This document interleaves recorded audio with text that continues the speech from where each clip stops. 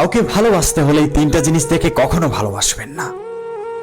আজকাল আমরা কেউ কাউকে ভালোবাসতে হলে এই তিনটা জিনিস দেখি।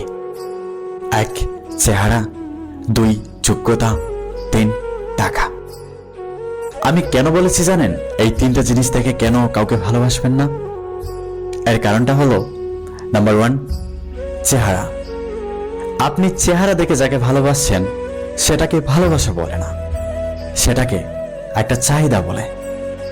আর আপনি যাকে চেহারা দেখে ভালোবাসছেন তার যখন বয়স হয়ে যাবে, তার চেহারা যখন নষ্ট হয়ে যাবে, তখন ভালোবাসাটাও ফুরিয়ে যাবে।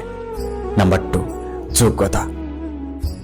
আপনি যার যোগ্যতা দেখে ভালোবাসছেন সেটাকে ভালোবাসা বলে না, সেটাকে বাজারের পণ্যের মতো কিনা বলে।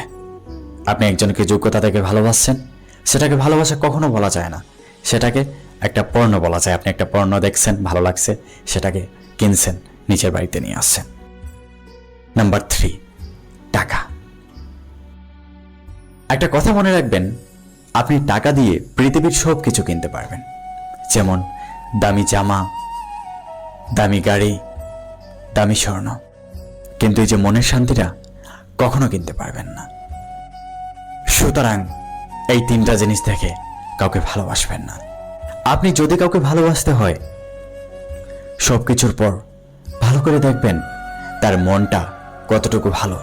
তার মন যদি ভালো হয় তাহলে ভালোবাসবেন, কারণ একটা মানুষের সৌন্দর্য, যোগ্যতা, টাকার চেয়ে তার মনটা কতটুকু ভালো তা দেখা উচিত।